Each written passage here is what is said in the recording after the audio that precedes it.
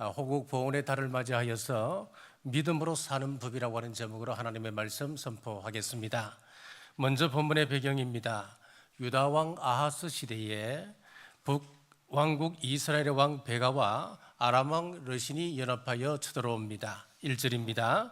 우시아의 손자요 요담의 아들인 유다의 아하스 왕 때에 아람의 르신 왕과 르말리아의 아들 이스라엘의 베가 왕이 올라와서 예루살렘을 쳤으나 능히 이기지 못하니라.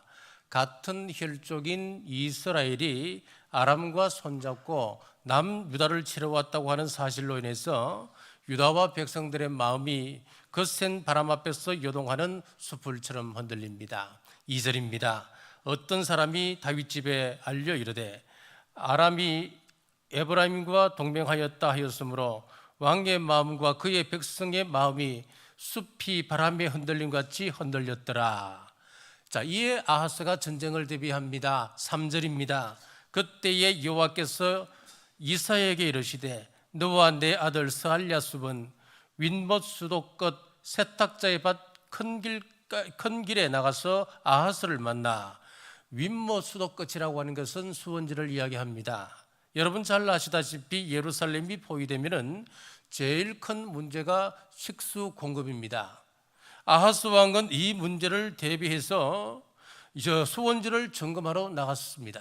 그때 하나님께서 이사야를 통하여 주신 말씀입니다. 4절 말씀입니다. 그에게 이르기를 너는 삼가며 조용하라. 르신과 아람과 의 아들이 심히 노할지라도 이들은 연기나는 두 부직갱이 거루터기에 불과하니 두려워하지 말며 낙심하지 말라. 자, 그러면은 이들이 연합하여 쳐들어온 이유가 무엇일까요? 5절에서 7절입니다. 아람과 에브라임과 르말리아의 아들이 악한 꾀로 너를 대적하여 이르기를 우리가 올라가 유다를 쳐서 그것을 쓰러뜨리고 우리를 위하여 그것을 무너뜨리고 다보엘의 아들을 그 중에 세워 왕으로 삼고자 하였으나 주 여호와의 말씀이 그 일은 서지 못하며 이루어지지 못하리라. 유다의 아하스 왕을 무너뜨리고 다메섹 사람 다보엘의 아들을 왕으로 세우고자 그들이 쳐들어왔다는 겁니다. 자, 그런데 이것은 이루어질 수 없는 일이라고 했습니다. 왜 그럴까요? 하나님께서 다윗의 후손들이 남유다의 왕위를 이을 것이라고 약속하셨기 때문에 그렇습니다. 사랑하는 여러분, 우리가 성경을 통하여 분명히 여러분들이 정리해야 할 것은 하나님의 약속은 고정된 것이 아니라 그 약속에 대한 우리 인간의 반응에 따라서 시간적으로 가변적일 수 있다고 하는 것을 꼭 정리하셔야 됩니다. 우리가 믿음만 해서 있지도 않은데 하나님의 약속이라고 해서 자동적으로 이루어지지는 않는다라고 하는 이야기입니다. 예를 들어서 하나님께서 아브라함에게 고향 친척 아버지 집을 떠나라 그랬습니다. 그리고 내가 너로 큰 민족을 이루게 하겠다라고 했습니다. 자식 없는 아브라함에게 큰 민족을 약속하셨단 말이에요. 자, 그 후 성경을 잘 보십시오. 하나님의 약속은 금방 이루어지지 않습니다. 아브라함의 믿음이 굳게 서기까지 우리 하나님께서 오랫동안 기다리십니다. 창세기 15장에서 하나님이 어느 날 아주 오랜만에 아브라함에게 나타나셨습니다. 자, 그러니까 그때 오래 기다렸던 이 아브라함이 이제 지쳐 있는 상황입니다. 하나님께 대뜸 뭐라고 이야기하느냐니까 하나님, 나에게 무엇을 주시렵니까? 나는 이미 나이가 늙었습니다. 내 아내도 경수가 끊어졌습니다. 이제 다메섹 사람 엘리에셀을 통해서 우리 가문 좀 잘 한번 일으켜 주세요. 자, 이런 불신의 모습을 보이니까 하나님이 뭐라고 하시느냐 하면은 야, 바깥으로 나와봐라. 하늘을 쳐다보아라. 하늘의 별과 같이 너 자손이 많아지게 될 것이다. 그러니까 또 아브라함이 기분이 풀어져서 얼마나 또 흥분되겠습니까? 얼마나 기분이 좋아요. 아멘, 할렐루야, 그러지 않았겠습니까? 아브라함이 하나님을 믿으니 성경은 뭐라고 말씀하시느냐? 창세기 15장 6절 중반절에 보니까 여호와께서 이를 그의 의로 여기시고 하나님께서 그것을 의로 여기셨다 말씀하고 있습니다. 그런데 16장에 가서 보니까 이 아브라함의 믿음이 그냥 왔다 갔다 합니다. 금세 식어서 하가를 취하는 일이 벌어집니다. 16장에서 이런 엉뚱한 일을 벌이니 결국 하나님의 약속은 연기되어서 21장에 가서야 그 약속이 성취되는 것입니다. 하나님이 후손이 많아지게 될 것이다 라고 하는 약속을 주셨는데 그 약속의 성취는 그냥 이루어지지 않습니다. 자동적으로 성취되는 것이 아니란 이야기입니다. 그 약속을 온전히 믿을 때까지 하나님은 오래 기다리십니다. 이 말은 약속에 관하여 우리 인간에게 요구되는 반응도 중요하다라고 하는 말씀입니다. 그 약속을 믿는 큰 믿음이 필요합니다. 이 믿음이 없으면 우리는 무너집니다. 지금 문제는 막강한 군대 이스라엘과 아람 군대입니다. 누가 봐도 풍전등화의 위기입니다. 그런데 성경은 남유다의 국력이 약해서 혹은 이스라엘과 아람 군대의 그 힘이 막강하기 때문에 남유다가 멸망하게 될 것이다 그렇게 말씀하지 않으십니다. 그것 때문에 무너지는 것이 아니라 네가 믿지 못하기 때문에 무너진다고 하는 것입니다. 우리에게 한번 적용해 보십시오. 우리가 살아가는 인생에서 문제 없는 날이 어디 있던가요? 매일매일 문제가 우리 앞을 가로막고 있습니다. 크고 작은 문제가 있습니다. 그래서 그럽니다. 세상에서 가장 큰 문제는 우리 가정에 있다. 여러분 다들 그렇게 생각하시잖아요. 그 문제가 우리를 무너뜨릴 것 같지만은 그렇지 않다는 겁니다. 그것을 바라보는 우리의 믿음이 어떠한가가 승패를 좌우한다고 하는 말씀입니다. 그래서 하나님은 우리가 믿음 안에 굳게 서 있기를 원하십니다. 문제가 있을 때 문제를 바라보는 것이 아니라 믿음 안에 거하면 우리는 언제나 승리할 수 있는 것입니다.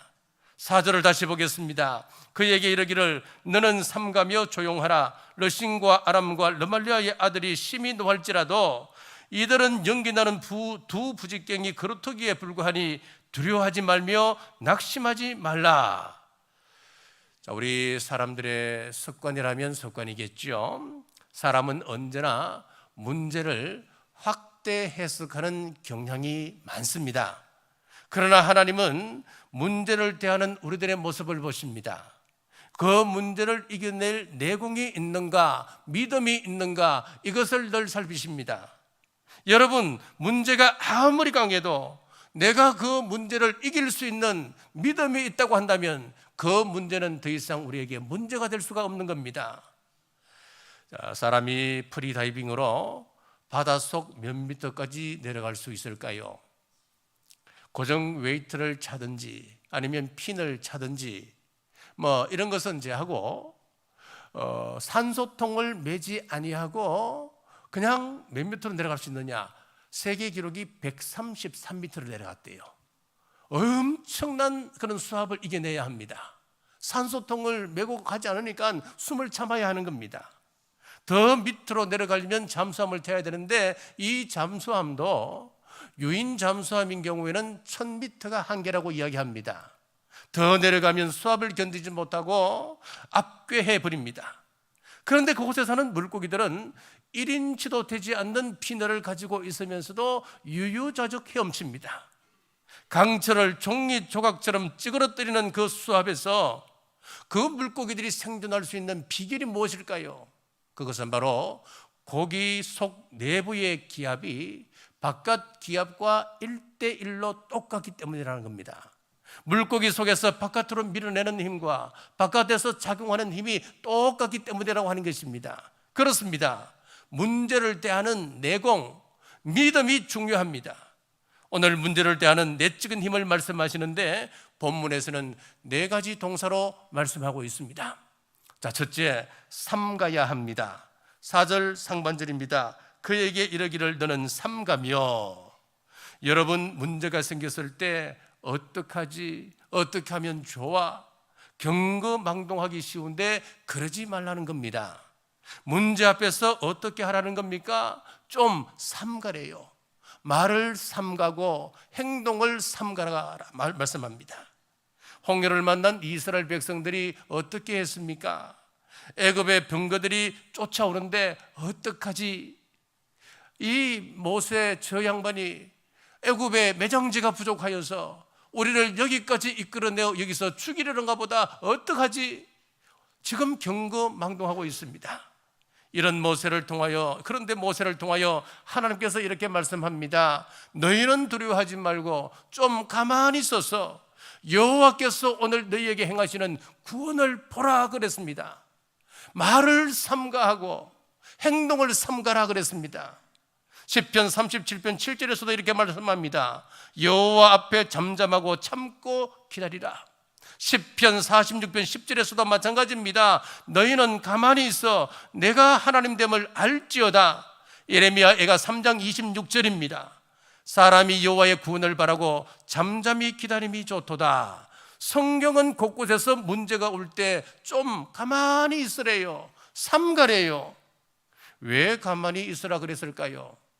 동물이 덫에 걸리면 어떡합니까? 막 그냥 몸부림치다가 그 덫에 점점 더 깊숙이 꼬이는 것 아니겠습니까? 마찬가지로 우리가 문제를 당할 때 가만히 있지 못하고 내가 막 경거망동하게 되면은 결국 문제는 더 악화가 되는 것입니다. 아브라함이 자식이 없어 고민하는데 하나님께서 기다리라 말씀하십니다. 그런데 기다리지 못하고 뭘 합니까? 하갈을 취합니다. 그 하갈을 취함으로 그의 인생이 꼬이기 시작하는데 이스마엘을 낳아 심각한 분쟁의 씨앗이 시작되는 것 아니겠습니까? 경거망동했습니다. 야곱의 어머니 리브가도 마찬가지였습니다. 남편 이삭이 눈이 멀었습니다. 곧 죽을 것 같습니다. 어찌할지 못하고 우왕좌왕합니다. 야곱을 시켜서 남편과 큰아들을 속이는 연기를 하게 합니다. 결국 어떻게 되었던가요? 그렇게 사랑했던 야곱을 죽을 때까지 그 후에는 보지 못하였습니다. 베들레헴의 흉년이 닥쳤습니다. 이 문제 앞에 엘리멜렉은 아내인 나오미와 두 아들을 데리고 모압으로 무작정 떠났습니다. 그 결과 어떻게 됩니까? 자기도 죽고 두 아들도 죽는 참사가 일어났습니다.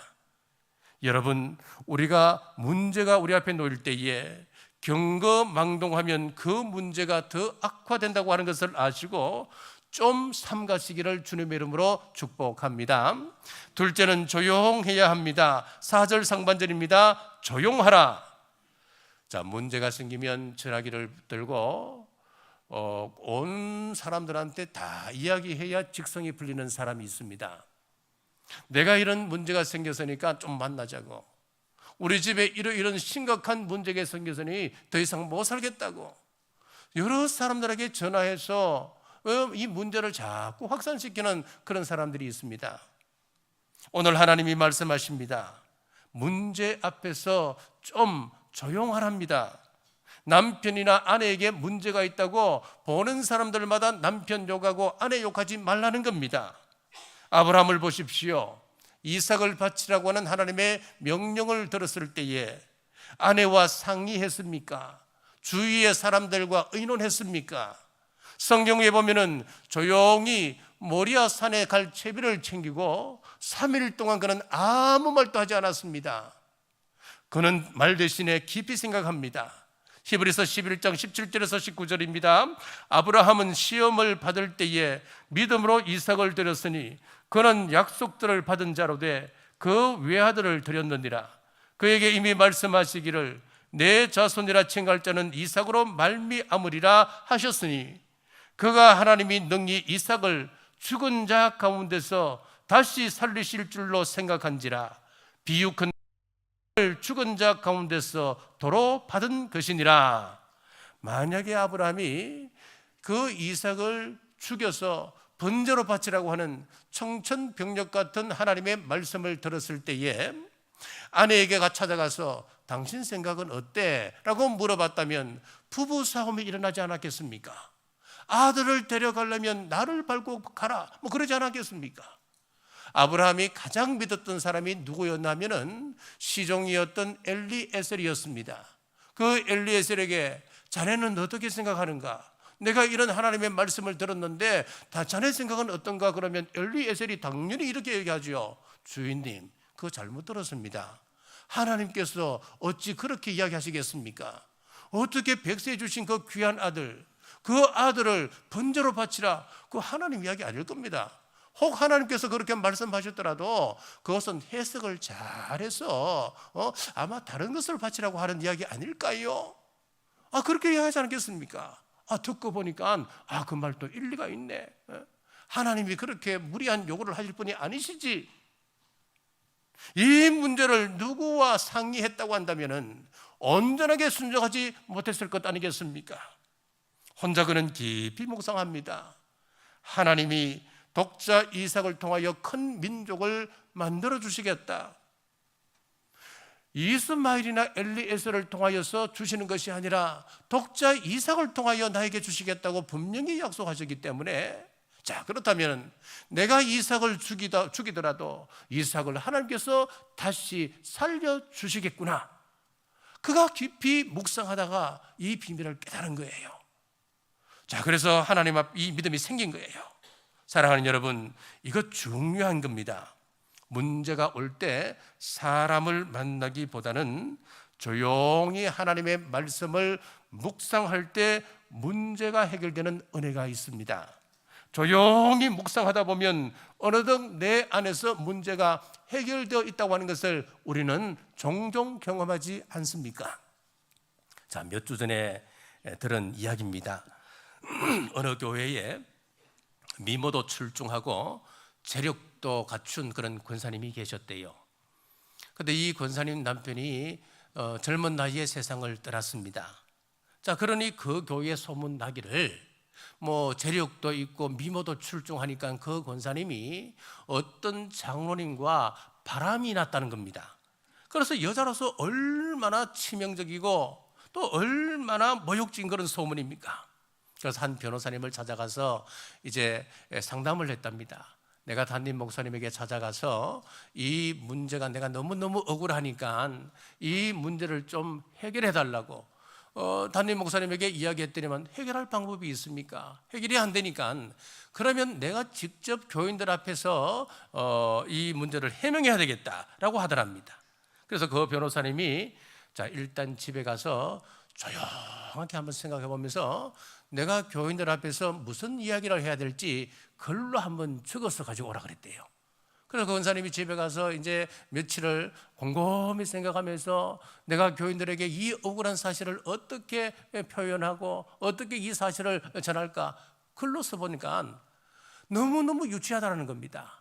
며칠 후에 변호사님이 권사님 그 서신 거 한번 가져오시죠 그랬더니만 그 권사님이 그러시더래요. 내 마음속에서 이미 다 해결되었습니다. 그렇게 이야기하더래요. 여러분, 문제가 생겼다고 전화기 바로 잡는 것이 아니라 조용히 기다려 보십시오. 이것이 오늘 하나님께서 우리에게 주시는 말씀입니다. 자, 셋째, 두려워하지 말아야 합니다. 4절 하반절 두려워하지 말며. 자, 성경에서 많이 나오는 표현 중에 하나가 두려워하지 말라라고 하는 표현이라고 합니다. 어떤 분이 성경에서 두려워하지 말라라고 하는 이 표현을 찾아보니까 365회가 나오더라. 이렇게 이 글을 썼습니다. 왜 하나님 성경에 365회에 두려워하지 말라라고 하는 말씀을 주셨을까? 매일 두려워하지 말라라고 하는 의미에서 365번을 성경에 기록하고 있다. 그런 이야기를 썼던 것을 봤습니다. 자, 민수기 13장을 보면은 12명의 정탐꾼 이야기가 나옵니다. 이 가운데 10명의 정탐꾼은 그 땅을 바라보고 그 백성들을 바라보고 두려워했습니다. 그런데 2명의 정탐꾼은 두려워하지 않았습니다. 오늘 이사야 선지자도 잘 보십시오. 아람 왕과 그의 아들들이 쳐들어왔다 할지라도 두려워하지 말라라고 말씀하고 있습니다. 그 이유는 이렇습니다. 4절 중반절입니다. 이들은 연기나는 두 부직갱이 거루터기에 불과하니 두려워하지 말며 낙심하지 말라.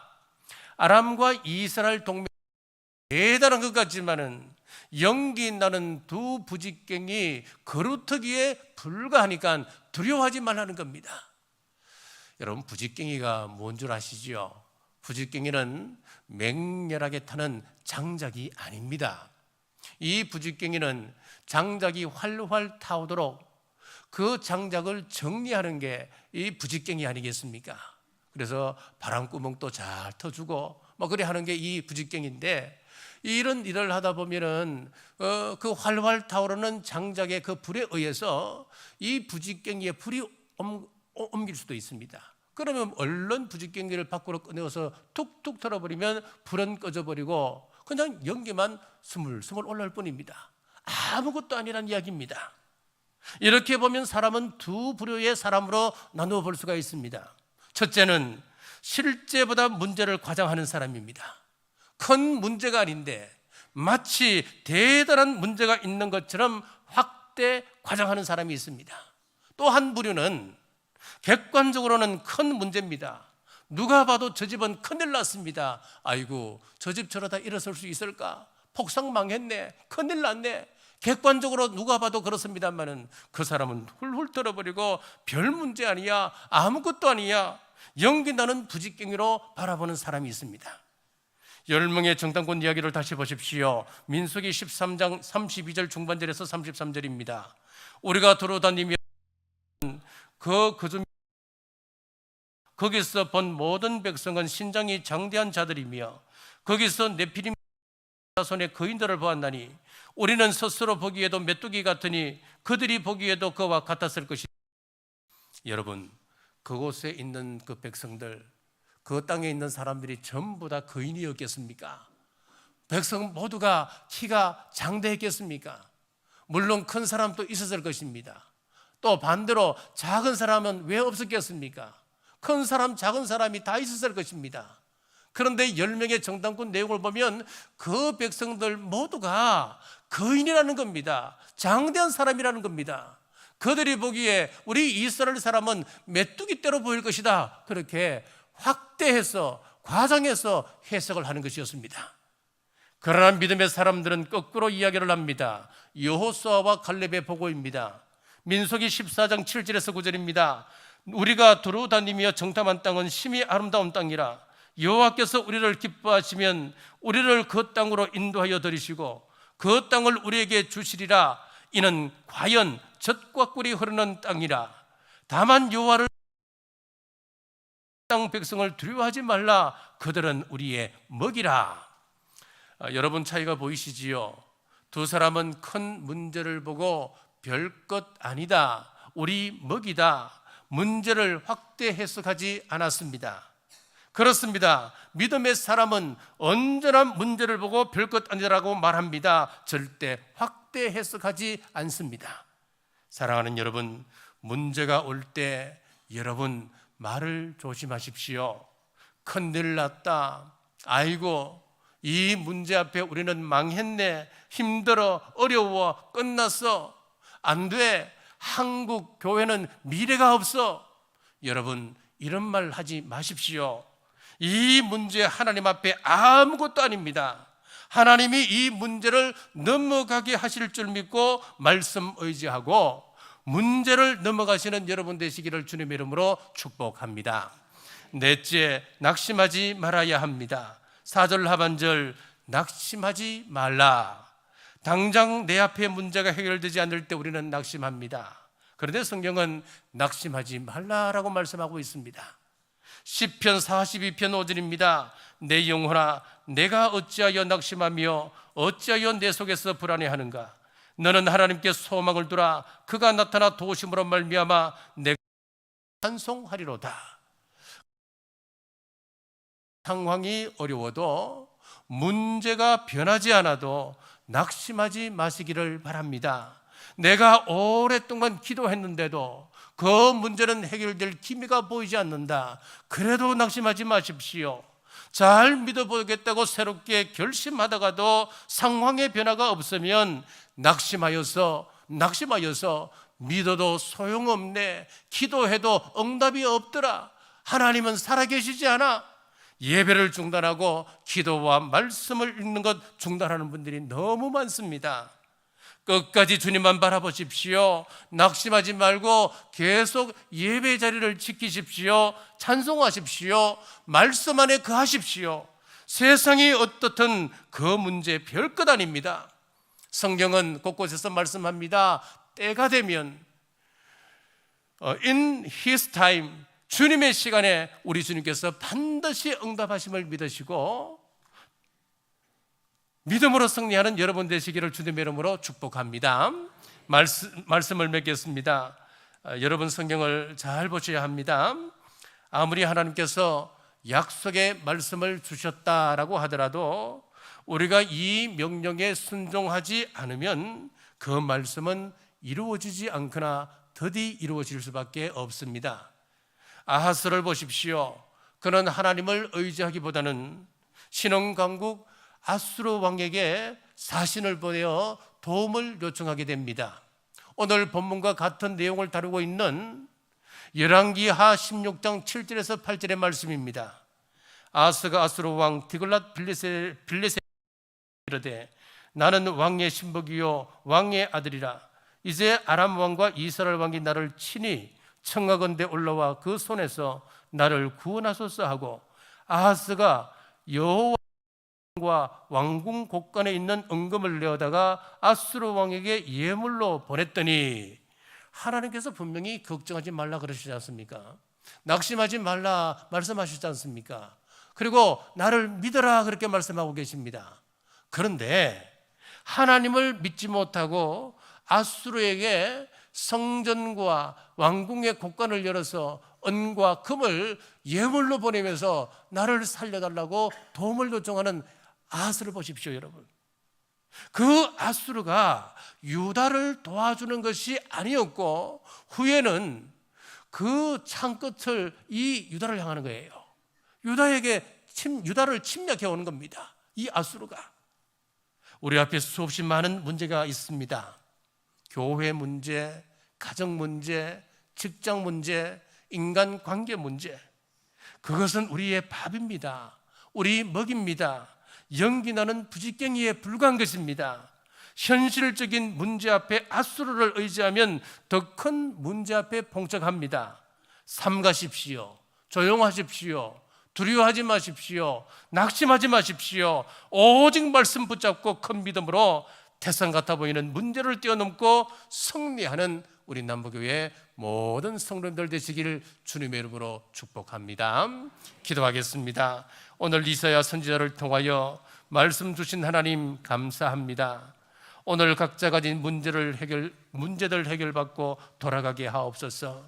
우리 앞에 문제가 가로막을 막고 있을 때에 삼가고 조용히 하며 두려워하거나 낙심하지 말고 우리의 내실을 잘 다져 문제 앞에 위축되는 것이 아니라 넉넉히 이기며 나가는 우리 남부교회 모든 권속들 되게 하옵소서. 다시 오실 예수님 이름으로 간절히 기도드리옵나이다. 아멘.